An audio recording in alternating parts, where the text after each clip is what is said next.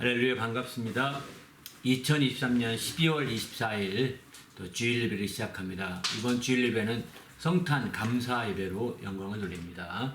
예배는 하나님을 기쁘시게 하는 것입니다. 내 영혼아 하나님을 기쁘시게 하자, 이렇게 3번 고백함으로 예배 선언하고 예배 시작하도록 하겠습니다. 시작. 내 영혼아 하나님을 기쁘시게 하자. 내 영혼아 하나님을 기쁘시게 하자. 내 영혼아 하나님을 기쁘시게 하자. 아멘.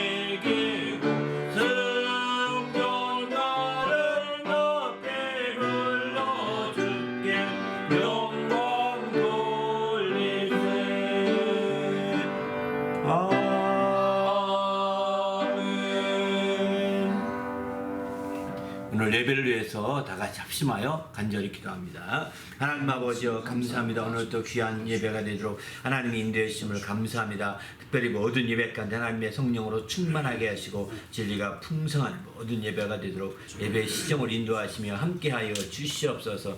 그래야 하나님을 기쁘시게 하며 하나님의 영광을 드러내는데 조금도 부족함이 없도록 거룩한 아버지 하나님 인도하시며 함께하여 주시옵소서. 오늘도 주 은혜 가운데 풍성함으로 이끌어 주시고 오늘도 인도하여 주셔서 우리 하나님을 기쁘시게 하는 참된 예배가 될 수 있도록 예배의 시정을 인도해 주시옵소서. 어디에서 언제든 예배하든 하나님 주님을 만나게 하시고 주의 의를 배울 수 있도록 항상 하나님 앞에서 온전히 주님을 대하는, 주님을 뵙는 믿음의 예배, 성공한 예배가 되도록 인도해 주시옵소서. 예수 이름으로 기도합니다. 하나님 아버지여, 감사합니다. 오늘 또 우리 하나님 앞에 나와 기도하며 예배하는 모든 주의 성도들 하나님이 함께 하시고 주의 은혜가 함께하여 주셔서 풍성한 은혜의 예배가 되도록 역사하여 주시옵소서. 생명으로 충만한 예배가 되도록 역사하여 주시옵소서. 이를 위해서 하나님의 성령으로 인도해 주시고 성령으로 충만하게 하시고 성령이 친히 감동하여 주시옵소서. 그래 하나님의 기쁘시게 하며 하나님 영광을 드러내기에 부족함이 없도록 모든 시종을 성령의 충만한 가운데 인도받을 수 있도록 역사하여 하여 주시옵소서. 그래서 하나님의 영광을 드리며 하나님 이름으로 피는 귀한 예배가 될 수 있도록 이끌어 주시옵소서. 지혜로 풍성하게 하사 자유와 생명이 넘치 하시고 그런 모든 순서들과 시간들 되도록 인도하여 주시옵소서. 감사하며 예수님의 이름으로 간절히 기원하옵나이다. 아멘. 전능하사 천지를 만드신 하나님 아버지를 내가 믿사오며 그 외아들 우리 주 예수 그리스도를 믿사오니 이는 성령으로 잉태하사 동정녀 마리아에게 나시고 본디오 빌라도에게 고난을 받으사 십자가에 못 박혀 죽으시고 장사한 지 사흘 만에 죽은 자 가운데서 달성하시며 하늘에 오르사 전능하신 하나님 우편에 앉아 계시다가 저희로서 산자와 죽은 자를 심판하러 오시리라. 성령을 믿사오며 거룩한 공예와 성도가 서로 교통하는 것과 죄를 사하여 주시는 것과 몸이 다시 사는 것과 영원히 사는 것을 믿사오나이다. 하늘에 계신 우리 아버지여 이름이 거룩히 여김을 받으시며 나라가 임하시오며 뜻이 하늘에서 이루어진 것 같이 땅에서도 이루어지이다. 오늘 우리에게 일용할 양식을 주시옵고 우리가 우리에게 죄 지은 자를 사하여 주신 것 같이 우리 죄를 사하여 주시옵고 우리를 시험에 들게 하지 마시옵고 다만 악에서 구하시옵소서. 나라와 권세와 영광이 아버지께 영원히 있사옵나이다. 아멘.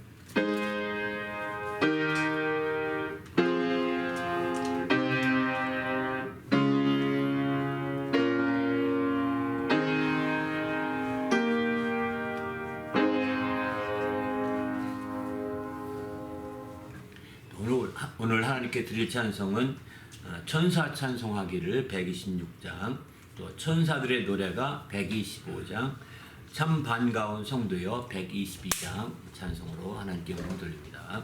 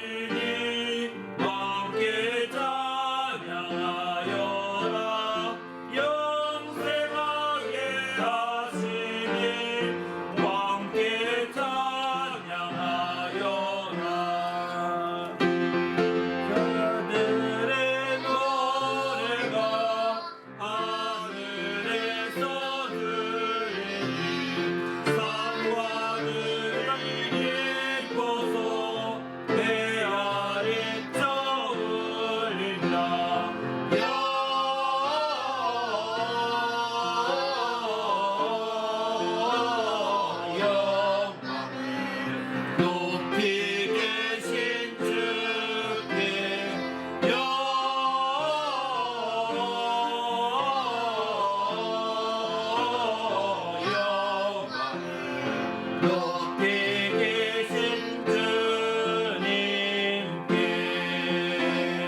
한밤중에 목자들 양떼들을 지킬 때 아름다운 노래가 정하게 들린다. 영광을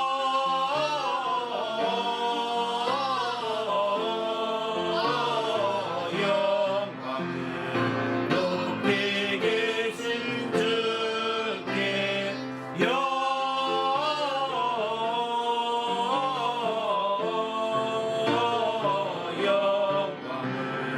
높이 계신 주님께 베들레헴 달려가 나시나기 예수께 불어 경배합시다. 탄생하신 아기께 영광을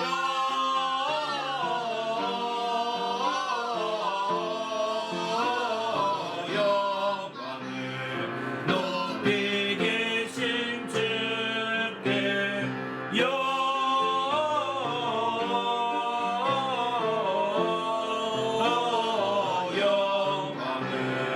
높이 계신 주님께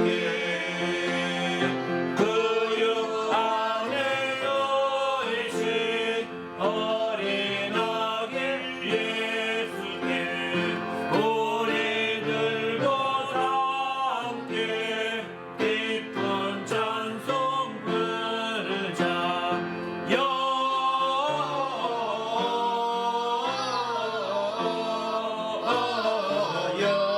영광을 높이 계신 주께 영광을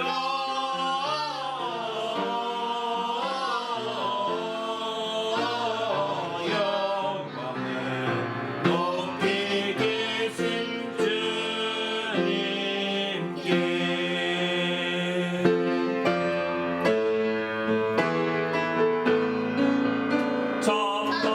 정당가운 성도여 야인이 와서 베들레헴 성 안에 가봅시다.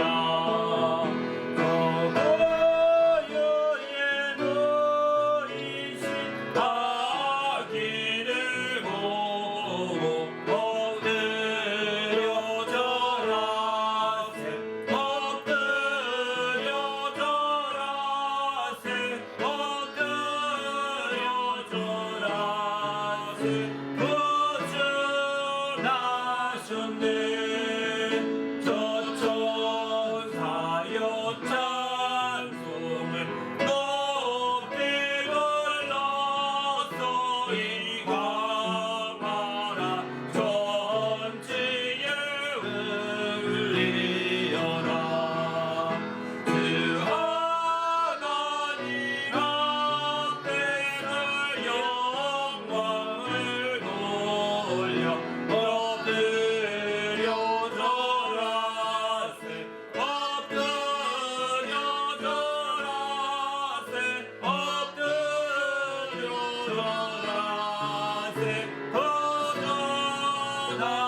거절하셨네. 이 세상의 주께서 탄생할 때에 참신과 참 사랑이 되시려고 저 동영영원에서 나시었으니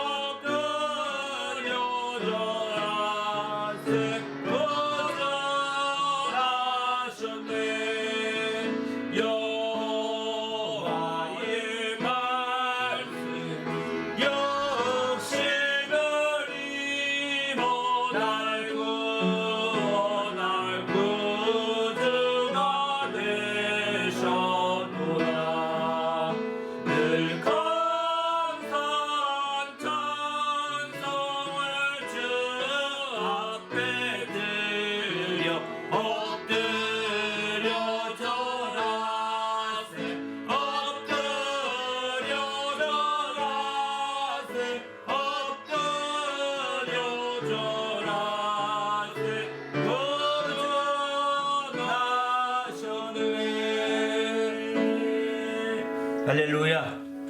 함께 기도할 하나님, 오늘 또 주님의 은혜의 말씀이 풍성히 채워지도록 인도해달라고 오늘은 기뻐해서 누리며 살도록 이란 제목의 말씀으로 성탄 감사의 말씀을 증거하고자 합니다. 하나님께서 정말 우리가 기뻐함으로 말미암아 성탄의 큰 기쁨을 함께 누릴 수 있는 믿음의 귀한 믿음의 시간 되시도록 성령으로 충만하게 어디에 있든지 언제든지 감동해 주시고 인도해 달라고 간절히 합심해서 기도하고 이어 봉헌기도한 후에 말씀 나누도록 하겠습니다. 하나님 아버지여 감사합니다. 오늘 또 귀한 시간 주시고 우리 하나님 앞에 나올 때 거룩한 믿음과 은혜로 충만하게 하시며 하나님의 영광을 드러내기에 조금도 부족함이 없도록 우리 하나님이 인도하시며 함께하여 주시옵소서. 시간을 거룩하게 하시고 주님의 도우심으로 이끌어 주시옵소서. 예수님의 이름으로 기도하옵나이다. 아멘. 하나님 아버지여 감사합니다. 오늘 또 거룩한 날 주시고 우리 하나님 앞에 나와서 예배하며 영광 돌리는 주님의 모든 주의 성도들을 축복하시며 은혜로 함께 하시고 이끌어 주시옵소서. 주님을 사랑함으로 이처럼 주 앞에 나와싸우니 아버지 성탄 감사 예배 더욱더 귀한 복과 은혜가 넘치는 시간 되도록 인도하실 때 특별히 하나님 앞에 나올 때에 거룩한 믿음과 예물을 드리며 나온 모든 성도들을 기억하여 주시옵소서. 정말 그 모든 믿음과 예물이 하나님 앞에 상달되고 연락되게 하여 주시옵소서. 그리고 그의 모든 형편과 사정을 따라 귀한 복으로 채워주시고 주의 은혜로 충만한 모든 시간이 될 수 있도록 인도하여 주시옵소서. 오늘 또 부족한 영을 세워주셨사오니 말씀의 지혜와 지식과 권능을 다하여 주시옵시고 주의 말씀으로 풍성한 모든 시간이 될 수 있도록 인도하여 주시옵소서. 우리 주님이 함께 하심을 감사하오며 예수님의 이름으로 간절히 기도하옵나이다. 아멘. 네. 오늘 하나님 앞에 나올 때 거룩한 믿음과 예물을 드린 성도들에게 주님의 축복이 함께 하시기를 예수님의 이름으로 축원합니다. 아멘. 네. 하나님의 말씀은 누가복음 2장 말씀 보시겠습니다. 누가복음 2장 8절부터 14절까지 말씀입니다. 다 같이 읽겠습니다. 시작. 그 지역의 목자들이 밤에 밖에서 자기 양떼를 지키더니 주의 사자가 곁에 서고 주의 영광이 그들을 두루 비추매 크게 무서워하는지라. 천사가 이르되 무서워하지 말라. 보라, 내가 온 백성에게 미칠 큰 기쁨의 좋은 소식을 너희에게 전하노라. 오늘 다윗의 동네에 너희를 위하여 구주가 나셨으니 곧 그리스도 주시니라.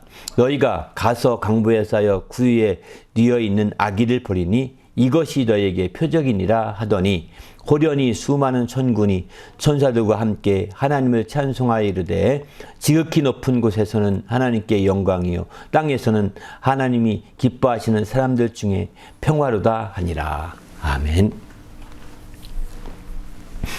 오늘은 기뻐하게 해서 누리며 살도록 이런 제목의 말씀을 나누고자 합니다. 우리 그리스도인들은 참된 기쁨으로 기뻐하는 자들입니다. 여기 왜 굳이 참된 기쁨이라고 표현을 쓴 이유는 바로 세상의 기쁨으로 기뻐하는 것이 아니라 바로 하늘의 기쁨으로 기뻐하는 것을 가리켜 말합니다. 세상의 기쁨을 가리켜서 참된 기쁨이라고 표현하지 않는 것은 바로 세상의 기쁨은 다 변하기 때문입니다. 바로 그 기쁨이 하루도 안 가서 변질되는 기쁨이 얼마나 많은지 모릅니다. 한 달은커녕 1년은커녕 하루도 안 돼서 기쁨이 변질돼가지고 괜히 이거 했다 후회하는 사람도 한두 명이 아니지 않습니까? 그런 의미에서 볼 때 우리가 세상의 기쁨을 추구하는 자들이 얼마나 허망한지를 보여주고 있는 거죠. 우리 모든 성도들은 바로 주님의 크리스찬들은 참된 크리스찬들은 세상의 허망한 기쁨을 추구하는 성도들이 아닙니다.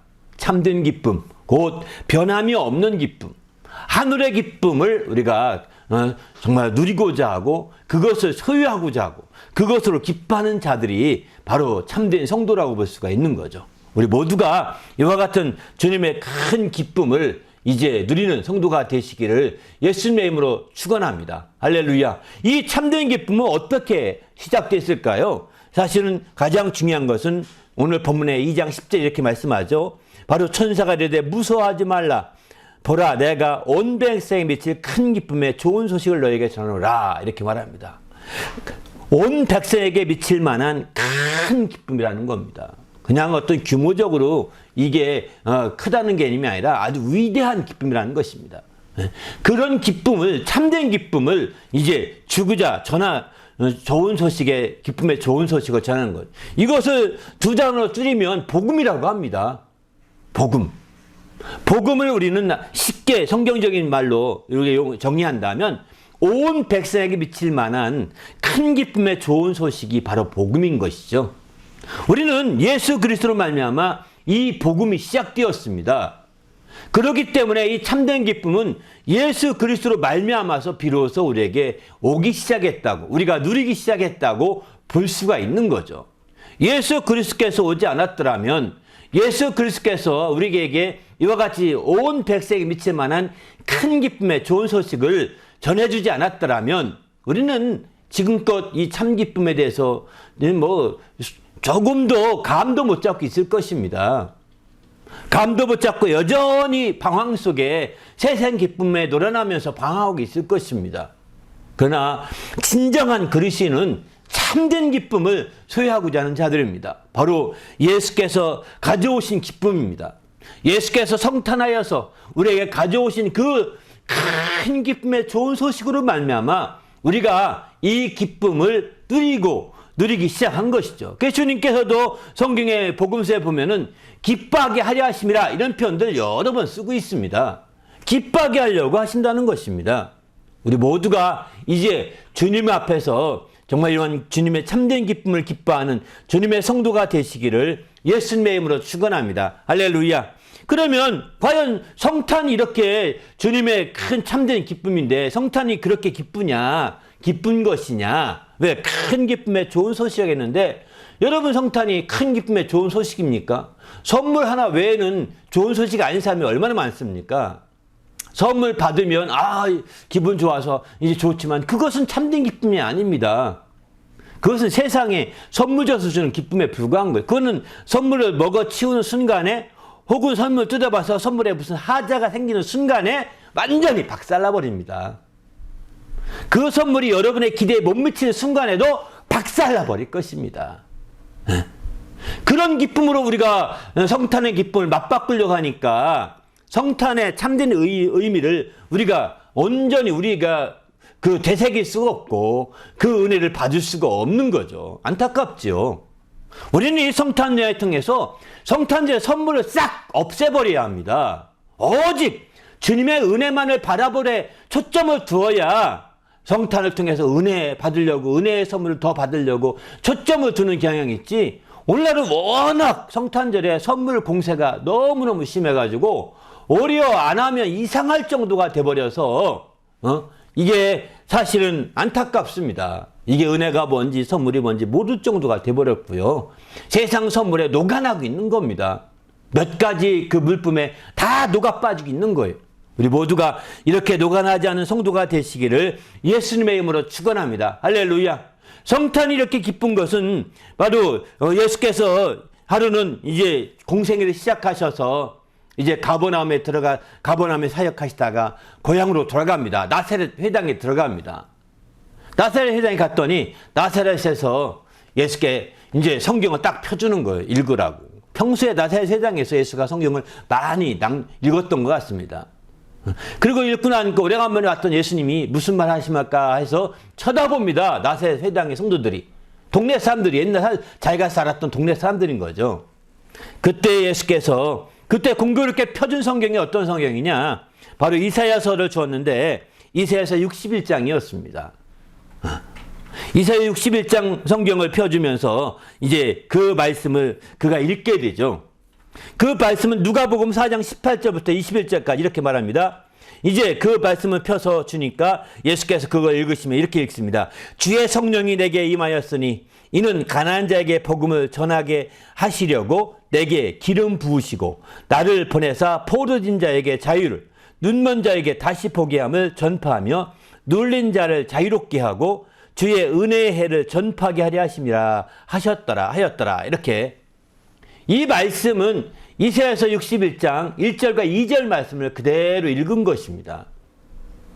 그것을 이제 조금 약간 신약에 와서는 번역할 때 약간 다를 뿐이지 거의 똑같은 본문의 말씀을 그대로 읽은 거예요. 그리고 읽고 났더니 이제 그 성도들이 쳐다보는 거예요. 예수를. 무슨 말 할 것 같은데? 하고 이렇게 쳐다보는데 그때에 예수께서 이제 4장 21절 보게 되면 이에 예수께서 그들에게 말씀하시되 이 글이 이사야 글입니다. 이 글이 오늘 너희 귀에 응하였느니라 이렇게 말합니다.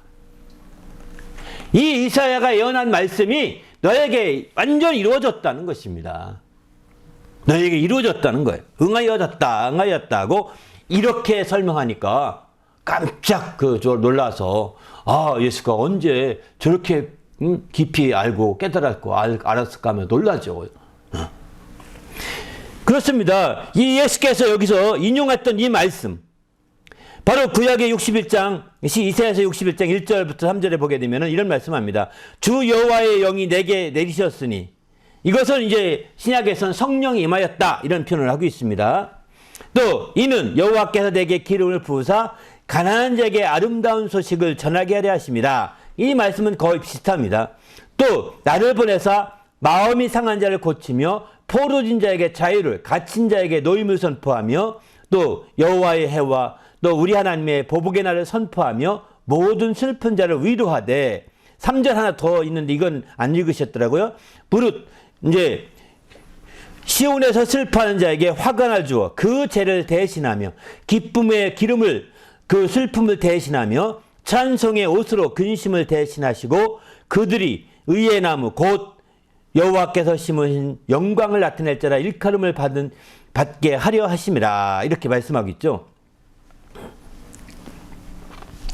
여기 보면 본문에서는 이제 그 주님의 그 오심이 바로 이와 같은 상황이 되기 때문에 얼마나 큰 기쁨이겠어요. 주님이 이제 누가복음에서 인용할 때 한 조금 빼놓은 부분은 나를 보내사 포로된 자의 자유를, 눈먼 자에게 다시 보게 함을 전파하며 눌린 자에게 자유롭게 한다 이렇게 했는데, 이사야에서는 여기 이렇게 말합니다. 나를 보내사 마음이 상한 자를 고치며 포로된 자에게 자유를, 갇힌 자에게 노임을 선포하며 이렇게 표현하죠. 네. 조금 약간 다르게 눌린 자에게 자유롭게 함이라는 표현을 이제 이렇게 표현하고 있습니다. 눈먼 자를 다시 보게 하면 여기서는 이렇게 다시 하나 더 추가됐고요. 이제 마음이 상한 자를 고치며, 이 표현은 이사야에서는 나오는데 예수님이 인용했던 말씀에서는 안 나오더라고요. 왜 이 차이가 뭘까요? 그것은 바로 이제 그 예수님이 읽었던 성경은 이제 그 히브리말 성경이 아니라 그 라틴어로 번역된 성경을 아마 읽은 것 같습니다. 라틴어로 번역된 성경을. 그래서 당시엔 라틴어가 이제 헬라어가 당시엔 주 언어였기 때문에 히브리어로 기록된 것을 이제 헬라어로 번역된 성경을 읽는 가운데서 이렇게 번역이 의역된 것이 아닌가 이런 생각을 해봅니다. 어쨌든 이제 주님이 오심으로 말미암아, 주님이 임하심으로 말미암아 이런 역사가 나타난 거예요. 물론 이것은 주님의 공생을 통해서 구체적으로 나타나게 되죠. 구체적으로 역사하게 되죠. 그러나 이 시작은 언제부터일까요? 성탄부터 시작하는 것이죠. 그 시작은 성탄부터입니다. 그래서 말라기 4장 2절에서는 이렇게 말합니다. 내 이름을 경외하는 너희에게 공의로운 해가 떠올라서 치료하는 광선을 비추리니 너희가 나가서 외양간에서 나온 송아지같이 뜨리라 이렇게 말해요. 바로 이제 그 공의로운 해가 떠오른다는 겁니다. 성탄절이 사실은 알다시피 태양절입니다. 성탄절 전후가 태양이 가장 짧게 뜬 날입니다. 동지에 가까운 날입니다. 그래서 보통 이 날을 성탄절로 정했던 그 학자들의 학설에 의하면 정했던 이유는 그때를 바로 태양절로 태양을 고대하며 지키는다고 그러거든요. 밤이 가장 긴 날이니까 동지면은요. 태양이 가장 짧고. 그 다음부터 이제 태양이 뜨기 시작한답니다. 이렇게. 북해기선 쪽에 가게 되면 그때에 태양이 이렇게 저녁 때 되면 태양이 이제 잠깐 떴다가 그전에는 깜깜하답니다. 깜깜한데 이제 태양이 잠깐 떴다가 이제 사라진답니다. 그 다음부터 태양이 점점 뜨기 시작하는 거죠. 태양이 길어지는 거죠. 그래서 이 태양이 처음 떴던 그 태양, 그것을 이제 함께 기리면서 공의로운 해가 떠올라서 처음 떠오르는 것을 의미하는 거죠. 예수님의 오신 것을 공의로운 해가 떠오른 것으로 비유하고 있는 것이죠. 그래서 예수님의 성탄을 이제 이런 태양절을 당시에 태양 숭배사상이 있던 그 사람들이 태양절을 지키던 그 절기에 맞춰서 함께 기념하게 했다. 이런 학설들이 있습니다. 뭐 맞는지 안 맞는지 정확히 모르겠지만 이제 어쨌든 예수님은 바로 공의로운 공의로운 태양으로 비유되고 있거든요. 그분이 오시게 되면 떠오르게 되면 치료의 강선이 바닥이 되어서 막 기뻐 뛴다는 겁니다. 송아지가 뛰듯이. 자유롭게 뛴다는 겁니다. 이거 얼마나 놀랍습니까? 성탄의 기쁨이요. 이 정도입니다. 그냥 예수가 왔대, 좋대, 이게 아닙니다, 사실은. 이제부터 그런 치료의 길이 열린 것이죠. 이제부터 그런 놀라운 축복의 길이 열린 것입니다. 그래서 우리는 주님 앞에서 이런 놀라운 축복의 길을, 이런 놀라운 축복의 역사를 정말 더욱더 누리기 위해서는 성탄을 더 깊이 이해할 필요가 있는 것이죠. 그리고 마침내 그 모든 것들, 성탄의 그 출발이 시작된 그 모든 것들은 주님이 공생에 들어가면서 주현절이라고 표현하죠. 주현절이 시작되면서부터 구체적으로 드러나기 시작하게 됩니다. 주님이 침례받고 올라오는 날을 주현절이라고 표현하는데 그때를 계기로 해서 구체적으로 이 모든 정말 역사가, 기쁨의 역사가 펼쳐지게 되는 거죠. 그래서 마가복음에서는 예수 그리스도의 복음의 시작이라고, 바로 그때부터 시작이라고 얘기하고 있습니다. 이 복음은 뭐냐? 온 백성에게 비칠 큰 기쁨의 좋은 소식, 그것이 드디어 시작됐다는 거예요. 예수님이 성탄하면서 그 소식이 전해지기 시작하더니 이제 그것이 공생하게 되면서 확 열려버린 거죠. 온 인류를 향해서 열려버린 것입니다. 그래서 성탄의 기쁨은 예수님이 태어난 그 순간의 기쁨만 하나만 가지고 기쁨이라고 표현하기에는 한계가 있는 거죠. 주님의 이 공생애와 함께 연결된 그 기쁨이 함께 연결되어 있기 때문입니다. 그래서 이 기쁨을 우리가 확실하게 누려야 되는 거예요. 여러분, 포로된 자에게 자유보다 더 큰 기쁨이 없잖아요. 여러분, 갇힌 자에게 놓이는 것보다 더 큰 기쁨이 없습니다. 마음이 상한 자에게 마음이 고침받는 것보다 더 큰 게 없는 거예요. 마음이 눌린 자들에게 눌린 데서 벗어나는 것보다 더 큰 것이 없는 겁니다. 이거는요, 상상할 수 없는 거라고요. 그래서 이사야는 61장 3절에 이렇게 말하고 있는 거죠. 바로 이제 그는 무릇 슬퍼하는 자에게 화관을 주어 죄를 대신하게 하며 기쁨의 기름으로 말미암아 슬픔을 대신한다, 이렇게 말합니다. 찬송의 옷으로 근심을 대신하여, 그래서 의의 나무가 되어서 하나님께 영광을 돌릴 자라 일컬음 받게 된다는 겁니다. 이제 바로 이와 같이 주님의 그 성탄의 기쁨을 맞이하게 된다면 우리도 이제 기쁨의 기름으로 말미암아 근심을 대신하게 되고, 또 찬송의 옷으로 말미암아 근심을 대신하고 기쁨의 기름으로 말미암아 슬픔을 대신한, 또 제 대신 화관을 쓰고 의의 나무가 되어 하나님께 영광을 나타내는 그런 자들이 될 수 있는 거죠. 성탄의 기쁨을 얼마나 누리느냐에 달려있는 것입니다. 그저 성탄에 우리가 받은 정말 선물로 기뻐하지 마십시오. 이거는 우리를 허상으로 빠뜨리는 것입니다. 허상으로 빠뜨리는 거예요. 더 중요한 것은 이와 같은 성탄의 기쁨이 있다는 것입니다. 그 놀라운 기쁨이 내 것이 돼야 되고 내 체험이 돼야 되는 거죠. 그럴 때에 하나님의 놀라운 역사가 나타나게 되는 거죠. 오늘 본문에 보게 되면 이 성탄의 기쁨이 맨 처음 전해진 자들이 있죠. 이 천사들이 맨 처음 전해진 자 누구죠? 우리가 알다시피 목자들입니다. 오늘 본문에 나오지 않습니까? 지역의 목자들이 밤에 밖에서 양떼를 지키더니, 이렇게 표현하지 않습니까? 네. 주의 사자가 곁에 서고 주의 영광이 그들을 두루비치매 그들이 무서워하는지라. 천사가 그 목자들에게 이르기를 무서워하지 말라. 보라, 내가 온 백성에게 비칠 큰 기쁨의 좋은 소식을 너희에게 전하노라. 천사들이 이 기쁨의 좋은 소식, 이 천사들의 전한 처음 받은 사람은 목자들이었습니다. 그리고 이 목자들밖에 없습니다, 사실은. 또 다른 사람에게 알려준 적이 없거든요. 사람 중에서는 어쩌면 정말 가장 먼저 이 온 백성에게 미칠 만한 큰 기쁨의 좋은 소식을 접한 사람들, 먼저 들은 사람들은 목자들이었다는 거죠. 왜 목자들이 이렇게 들었을까? 목자들에게 도대체 무슨 일이 있기에 목자들에게 이렇게 특별히 혜택을 주었을까? 이런 생각하며 곰곰이 생각하다가 하루는 곰곰이 생각하며 기도해. 하나님, 왜 목자들에게 특별히 할 이유가 있나요? 무슨 이유가 있나요? 이러면서 계속 묵상하는 가운데 한 가지 딱 깨닫게 된 것이 있었습니다. 그건 뭐냐면, 여기 보세요. 그 목자들이 밤에 밖에서 자기 양떼를 지키더니, 이러지 않습니까?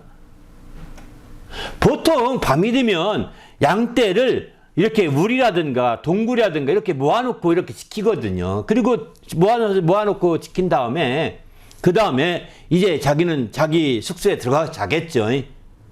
그런데 밖에서 이렇게 우리 같은 바 있지 않고 그 밖에서 지켰다는 겁니다. 양떼를 무한으로 끝나지 않고 계속해서 밖에서 다른 짐승들이 오지 않도록 지켰다는 것입니다. 저는 이걸 보고 이 사실을 2장 8절에 이 말씀 하나 보면서, 기쁨의 좋은 소식을 우리가 접하기 원한다면 이 사람 같이 해면 되겠구나, 이 생각이 들었어요. 기쁨의 좋은 소식, 성탄의 그 기쁨이 전해지기 원한다면 여러분도 목자들처럼 작은 일에 충성하는 자가 되어야 됩니다. 목자들처럼 맡은 일에 충성하는 자가 되어야 되는 겁니다. 목자들처럼 자기가 맡은 일에 밤이 지나더라도 늘 이 자기 양떼를 보호하려고 몸부림치면서 애를 쓰지 않습니까? 이들이 편히 양떼를 그냥 어느 우리에 딱 집어서 가두어 놓고서 그냥 얼른 잠들었다면 얼마나 피곤하겠습니까? 그냥 잠들었다면 아마 이들은 천사들의 이와 같은 놀라운 소식을 접하지 못했을지도 모릅니다. 그러나 목자들은 그렇게 하지 않았습니다. 우리 안에 집어쳐놓고 그 다음에 자기 편하게 자지 않았습니다. 오히려 정말 밤늦게까지 풀을 다 뜯어먹게 하고 밤늦게까지 양식을 다 공급하고, 그리고서 그들을 더 모아놓고서 이제 그들을 지키면서 밤을 밤새고 있는 거죠. 밤늦게까지 그러고 있었음을 보게 되는 거죠. 그렇기 때문에 이때 밤이라는 것은 알다시피 요즘에도 밤에 요즘 다 심한데도 깜깜하지 않습니까? 이렇듯이 그때에도 밤이 정말 이렇게 짧았다고요. 낮이 가장 짧고 밤이 가장 길기 때문에 정말 밤이 깊을 수밖에 없는 거죠.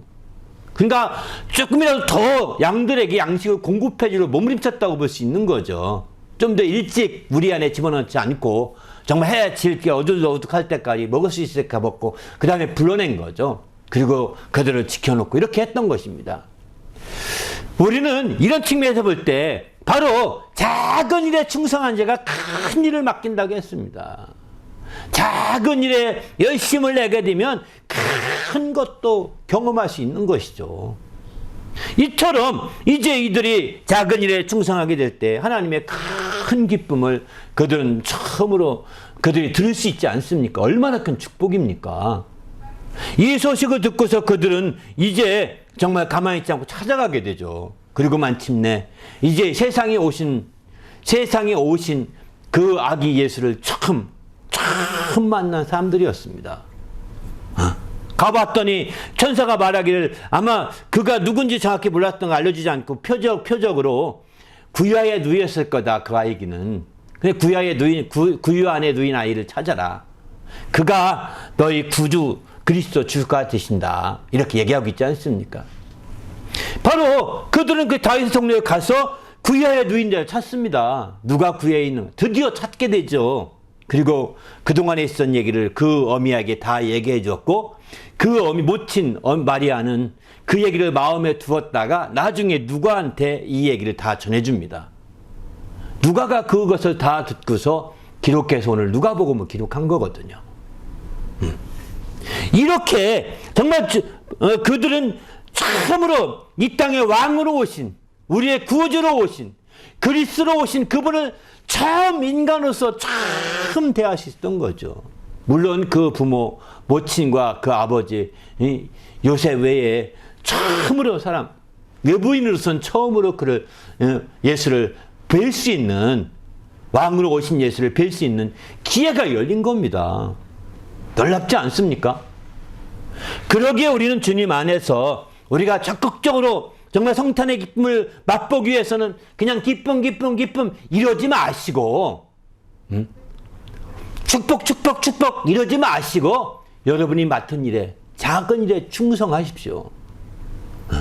그 일에 진심으로 충성하게 될 때 마침내 하나님께서 여러분에게 이 큰 기쁨의 소식이 전해질 것입니다. 그렇지 않고 다들 기쁨을 싫어하는 사람 누가 있겠습니까? 축복을 싫어하는 사람 누가 있겠습니까? 그냥 나 축복받고 싶어요. 나 기뻐하고 싶어요. 다 기뻐 축복 이렇게 논한다고요. 그리고 맡은 일을 하지 않으려고 합니다. 이거 심각하지 않습니까? 무슨 성탄의 기쁨이 그에게 전해지겠습니까? 무슨 성탄의 축복이 아기를 처음 뵙는 그 축복의 시간이 그에게 전해질 수 있겠습니까? 그 왕을 뵙는 그 시간, 아련의 시간을 누가 그를 배울 수 있겠습니까? 바로 작은 일에 충성한 자만이 가능하다는 것입니다. 우리가 작은 일이지만 진심으로 정직한 마음으로 충성하여 나갈 때 성탄의 놀라운 기쁨과 축복의 역사는 전해지게 되는 거죠.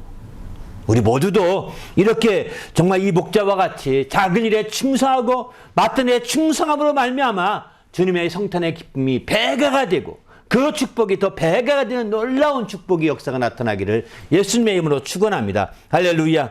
그래서 우리가 적극적으로 나가야 된다는 거죠. 더 나가서 그러면 이 기쁨을 누리는데 이 예수께서 이 온 백성이 미칠 큰 기쁨의 좋은 소식을 누리게 되는데 이 목자들이 이 기쁨을 만나기 전에 먼저 이 기쁨을 누렸던 자가 있습니다. 누구일까요? 가장 먼저 예수께서 세상에 오실 때 가장 먼저 반응하고 기뻐했던 자가 있는데 그는 누구냐면 침례 요한이었습니다. 침례 요한이었습니다. 예수가 이제 그 마리아에게 수태의 고지를 알려주고 이제 수태 사실을 알고서 그 마침내 내 친족 엘리사벳도 아기가 가진 지 6개월이 됐다라고 이렇게 말을 합니다. 여기서 친족이라고 한다면 혈적으로는 8촌이네라고 합니다. 한 4촌 정도가 아닌가 생각됩니다. 마리아와 요셉은 엘리사벳이 한 8촌 정도가 되지 않는가. 그런 의미에서 이제 8촌이나 4촌 정도가 되지 않나 생각합니다. 왜? 가까이 아는 정도는 4촌 정도는 가까이 알거든요. 나이 차가 있더라도 가까이 압니다. 당시에 엘리사벳은 사촌은 가장 큰 언니 같습니다. 사촌 언니 중에서 가장 큰 언니 같고 이제 마리아는 좀 한참 늦은 동생인 거죠. 사촌이겠죠. 왜? 당시에 그 엘리사벳은 60이 넘어서 이미 단수된 상태, 아기 갖지 못한 상황이었거든요. 그런데 아기를 갖게 됩니다. 침례 요한을 가지시도록 하나님이 축복해 주시죠. 그 누가복음에 보면 그 갖는 배경의 말씀도 쭉 나오죠. 한번 보시길 바랍니다. 그런데 그렇게 아기가 6개월 된 뒤에 어느 날 마리아가 쫓아왔습니다. 그 마리아가. 왜? 너의 언니인 엘리사벳이 바로 아기가 6개월 된 아기가 가졌다. 전에 아기가 가졌다고 하는 얘기 들으면서 찾아온 거죠. 그때는 마리아가 너희가 아기가 있으리라 예수라 하라 이 소식을 듣고 얼마 안 돼서거든요. 그렇다고 한다면 임신한 지 몇 주 안 됐다 볼 수밖에 없는 거겠죠. 예? 그렇게 해서 수태한 지 몇 주 안 된 상태에서 엘리사벳 찾아갔을 때 어떤 역사가 나타난지 아십니까? 그 뱃속에서 이제 이렇게 외치기 뛰는 그 아이가 뛰놉니다.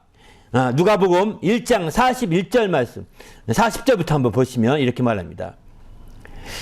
39절부터 볼까요? 이때라는 것은 마리아가 소식을 듣고 엘리사벳도 아기가 였다는 소식을 임신했다는 소식을 듣고 이때입니다. 마리아가 일어나서 빨리 그러니까 천사들의 수태고지를 들으니 얼마 안 지났다고 빨리 갔다는 거 본다면 얼마 안 지났다고 보면 되죠. 즉각적인 행동일 수도 있고요. 빨리 산골로 가서 유대 한 공문에 이르러 사실 이 길이가 이 당시에 사가랴는 예루살렘에 있었고요. 마리아는 나사렛에 있었다고 합니다. 나사렛이 마리아가 자랐던 동네거든요. 그런데 그리고 마침내 이 사가랴 엘리사벳 남편이 사가랴인데 그는 제상이니까 예루살렘에 있었겠죠. 당연하지 않습니까? 예루살렘에 있을 테니까 거기까지 간 겁니다. 그 거리가 160km가 된다고 합니다. 160km. 그것을 이제 막 단숨에 가듯이 간 거예요. 40절 보면 사그리아의 집에 들어가 엘리사벳을 문안하니 엘리사벳이 마리아의 문안함을 들음에 아이가 복중에 뛰노는지라. 엘리사벳이 성령의 충만함을 받아 큰 소리로 불러 이르되 여자 중에 내가 복이 있으며 내 태중의 아이도 복이 있도다. 내 주의 어머니가 내게 나오니 이 어찌 된 일인가. 보라, 내 문안한 소리가 내 귀에 들릴 때에 아이가 복중에서 기쁨으로 뛰놀았도다. 예수님의 세상에 오실 때, 오신다는 소식을 듣고 오실 때 맨 처음 세상에 오신 상태죠. 그게요. 그의 뱃속에 있었으니까, 모친에. 그 상태에서 가장 기뻐했던 자는 뱃속에서 만났던 요한이었던 거죠. 복중에서 기쁨으로 뛰놀았도다. 기쁨으로 뛰놀았다는 겁니다. 내 문안하는 소리를 들으면서 기쁨으로 뛰놀았다. 이렇게 말하고 있습니다. 그렇게 기뻐했던 침례 요한이었거든요. 그래서 침례 요한이 드디어 태어나서 나중에 이렇게 말합니다. 요한복음 3장 29절 보게 되면은 신부를 취하는 자는 신랑이나 서서 신랑의 음성을 듣는 친구가 크게 기뻐하나니 나는 이러한 기쁨으로 충만하였노라. 바로 침례 요한과 예수는 한 6천 관계 또 아니면 늘 8천 관계 이런 관계일지 모르겠습니다. 가까운 친족 관계라는 거죠.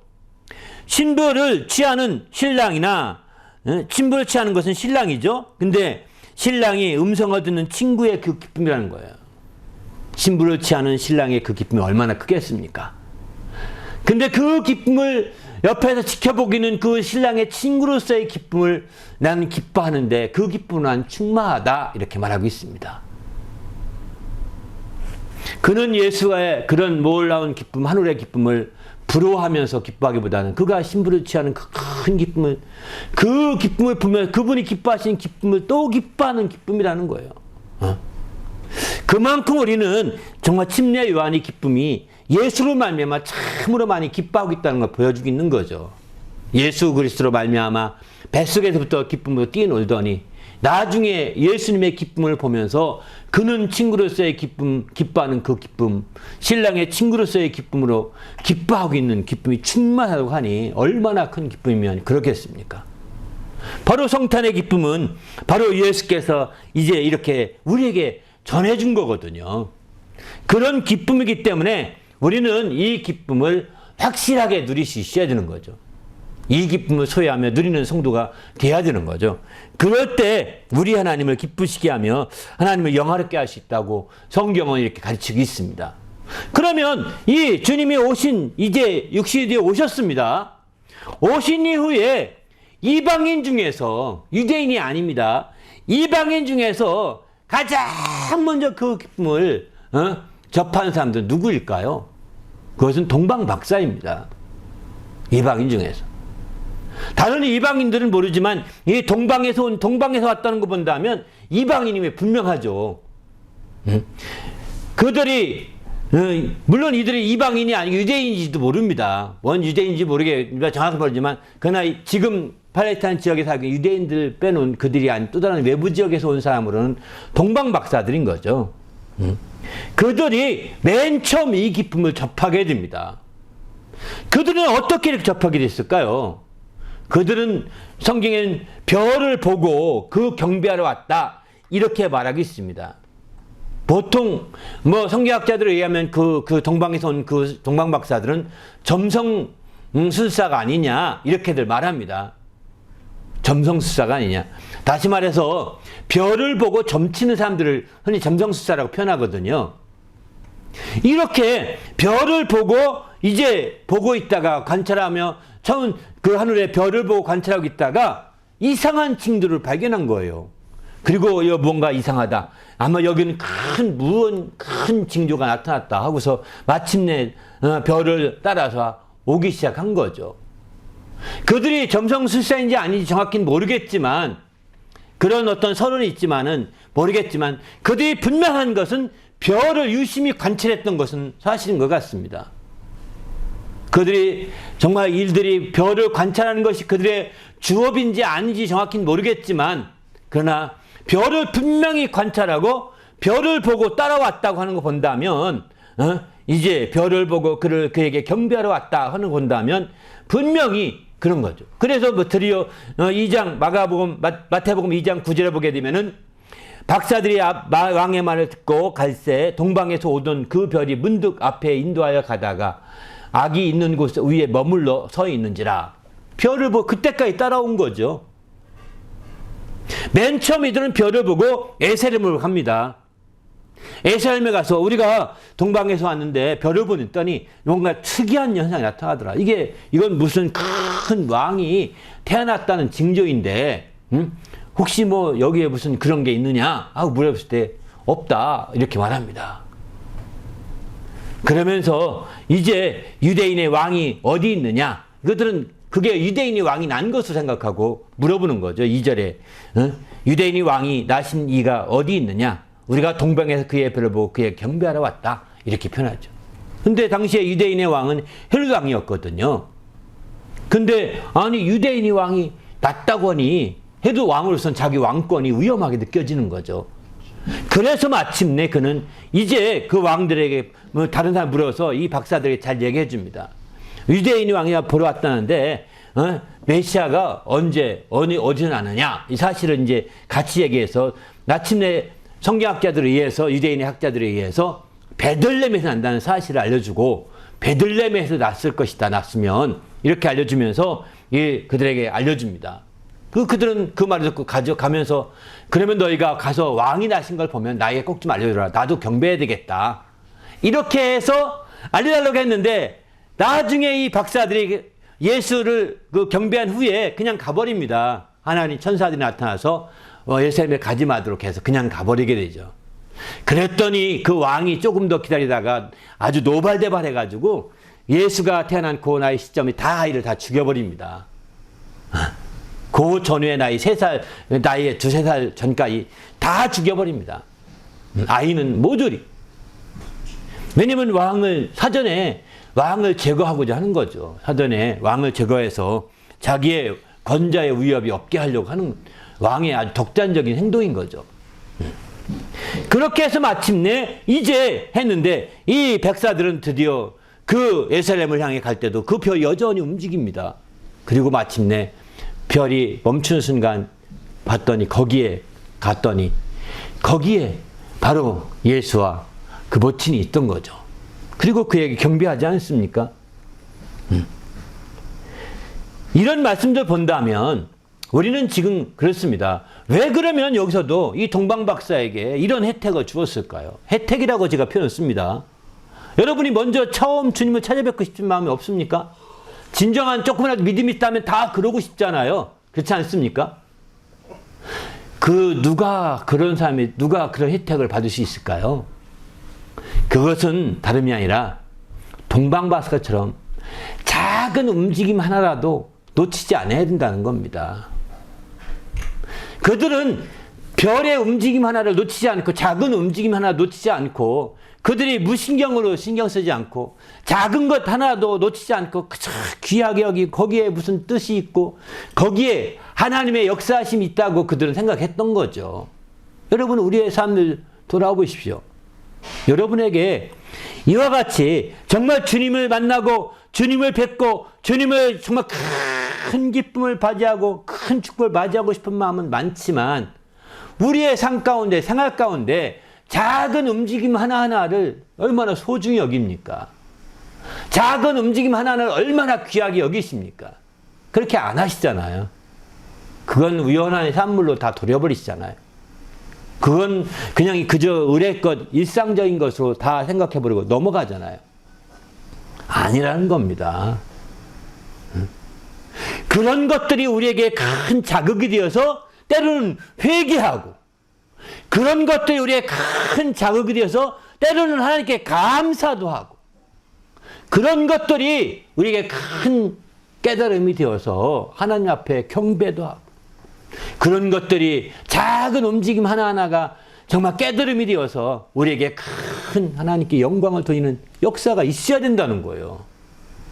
그런 삶을 살고자 할 때 하나님께서 그의 영광의 자녀, 바로 그의 왕권을 가지고 오신 그분을 뵐 수 있는 길을 열어준 거죠. 왕을 아련할 수 있는 길을 열어주시는 겁니다. 그저 쉽게 생각하지 마십시오. 이 비유를 생각해 본다면 동방박사들 같은 이런 우리의 적극적인 작은 거 하나도 소리 여기지 말고 귀하게, 우연이 없잖아요. 모든 게 우연으로 여기지 말고 하나하나를 진지하게 받아들이는 겁니다. 그리고 거기서 깨달음을 통하여 때로는 회개하고, 그 깨달음을 통하여 때로는 찬송도 하기도 하고, 그 깨달음을 통하여 때로는 경배하기도 하고, 그 깨달음을 만나면 때로는 감사하며 정말 주님께 영광을 드리는 그런 성도들이 된다면 우리에게도 이 성탄에 놀라운 그 축복이 함께 임할 것이고, 또 성탄하여 이 세상에 오신 그 만왕의 왕이신 그분을 아련할 수 있는 길이 열릴 수 있을 것입니다. 할렐루야. 이 성경은 우리가 많이 들었던 말씀이지만 우리가 이런 말씀들을 우리가 그냥 쉽게 그냥 예전에 했던 얘기로 그냥 건너머 버리니까 이게 크게 다가오지 않는 거거든요. 우리 모두가 이 정말 말씀을 통해서 정말 이 말씀을 깨닫는 성도가 되시기를 예수님의 이름으로 축원합니다. 할렐루야. 그래서 주님이 기뻐하게 하는 거거든요. 오늘 그렇기 때문에 주님 안에서 우리가 깨어서 이 주님의 큰 기쁨을 누리고 주님이 기뻐하게 하고자 큰 기쁨의 좋은 소식을 전해주셨을 만큼 이제 우리도 주님이 기뻐하게 하시는 놀라운 역사를 우리도 함께 누리는 성도가 될 수 있기를 예수님의 이름으로 축원합니다. 할렐루야. 함께 기도할 때 하나님, 내가 철저히 주님 안에서 이처럼 주님의 기쁨을 함께 누리는 귀한 성도가 되게 달라고, 기뻐하게 하게 하려고 큰 기쁨의 좋은 소식, 그것도 온 백성에게 미칠 만한 큰 기쁨의 좋은 소식을 전해주셨으니 하나님, 내가 기뻐하게 해서 드디어 주님의 정말 만왕의 왕이신 그분을 배울 수 있고 그분의 축복을 함께 누리며 그분의 기쁨을 함께 누리며 사는 성도가 될 수 있도록 깨어있는 성도가 되게 달라고, 목자와 같이 작은 일에 충성하게 하시고 맡은 일에 충성하게 하시고, 이 동방박사와 같이 우리가 작은 움직임 하나하나라도 소홀히 여기지 말고 귀하게 여기서 거기에서 신성을 통하여 깨닫게 하시고 거기서 신성을 통하여 느끼고 체험하게 하셔서 하나님의 은혜 가운데 풍성함으로 우리가 들어갈 수 있도록 인도해 달라고 오늘 말씀 생각하며 간절히 기도하겠습니다. 하나님 아버지여, 감사합니다. 오늘 또 우리 하나님이 도우시고 인도하셔서 주님을 기쁘시게 하기에 조금도 부족함이 없도록 이끌어 주시며 함께하여 주시옵소서. 그래야 하나님을 기쁘시게 하는 귀한 삶, 복된 역사들을 이룰 수 있도록 우리 하나님 아버지여 인도하여 주시옵소서. 오늘 또 우리 주님이 함께하시고 인도하심을 감사하며 예수님의 이름으로 기도합나이다. 하나님 아버지여, 감사합니다. 우리 하나님 축복하셔서 우리가 큰 기쁨의 좋은 소식을 전해주심으로 이제 기뻐하게 우리를 인도해 주심을 감사합니다. 이제 이렇게 기뻐하게 하시는 주의 놀라운 축복을 따라 이 주님의 성탄의 그 기쁨을 누릴 수 있도록 인도하여 주시옵시며 하늘의 참된 기쁨을 누릴 수 있도록 인도하여 주시옵소서. 그래서 하나님을 기쁘시게 하며 하나님의 영광을 드리는 일에 귀하게 쓰이는 성도들 될 수 있도록 도와 주시옵소서. 이와 같은 성탄의 기쁨과 축복을 누리기 위해서 목자들처럼 이제 우리도 작은 일에 충성하게 하시고 맡은 일에 충성하게 하여 주셔서 큰 기쁨을 누릴 수 있도록 인도해 주시옵소서. 큰 기쁨을 체험하게 도와 주시옵소서. 또 동방박사와 같이 정말 우리가 작은 움직임 하나 거기에서 신성으로 깊이 깨닫게 도와 주시옵소서. 그걸 깨달아 회개하게 하시고 그걸 깨달아 찬송하며 그걸 깨달아 경배하며 또한 감사하며 영광 돌리게 하여서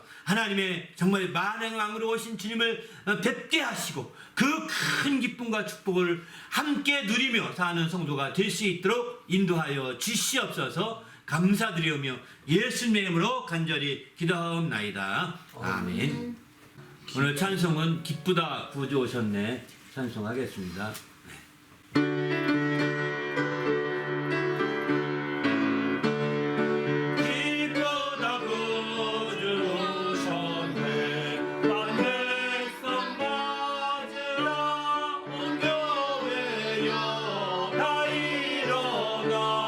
다 찬양하